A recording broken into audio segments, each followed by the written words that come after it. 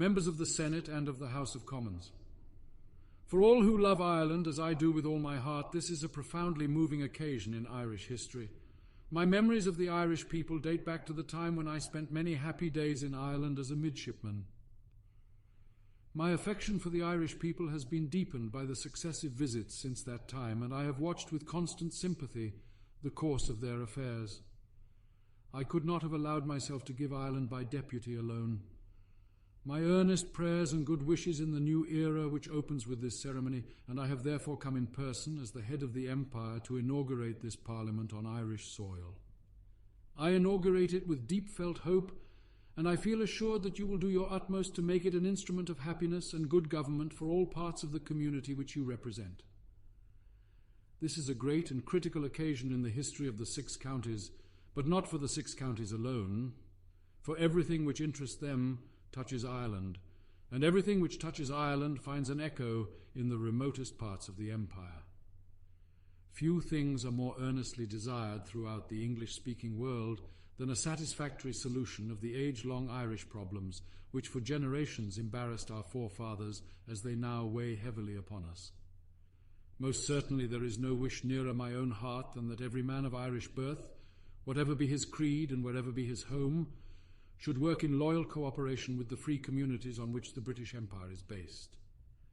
I am confident that the important matters entrusted to the control and guidance of the Northern Parliament will be managed with wisdom and with moderation, with fairness and due regard to every faith and interest, and with no abatement of that patriotic devotion to the Empire which you proved so gallantly in the Great War. Full partnership in the United Kingdom and religious freedom Ireland has long enjoyed. She now has conferred upon her the duty of dealing with all the essential tasks of domestic legislation and government. And I feel no misgiving as to the spirit in which you who stand here today will carry out the all-important functions entrusted to your care. My hope is broader still.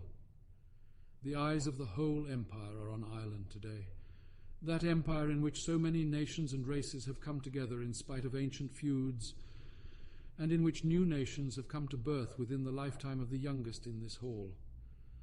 I am emboldened by that thought to look beyond the sorrow and the anxiety which have clouded of late my vision of Irish affairs. I speak from a full heart when I pray that my coming to Ireland today may prove to be the first step towards an end of strife amongst her people, whatever their race or creed. In that hope, I appeal to all Irishmen to pause, to stretch out the hand of forbearance and conciliation, to forgive and to forget, and to join in making for the land which they love a new era of peace, contentment, and goodwill. It is my earnest desire that in Southern Ireland too there may ere long take place a parallel to what is now passing in this hall, that there a similar occasion may present itself and a similar ceremony be performed. For this the Parliament of the United Kingdom has in the fullest measure provided the powers. For this the Parliament of Ulster is pointing the way. The future lies in the hands of my Irish people themselves. May this historic gathering be the prelude of a day in which the Irish people, north and south, under one Parliament or two, as those parliaments may themselves decide, shall work together in common love for Ireland upon the sure foundations of mutual justice and respect.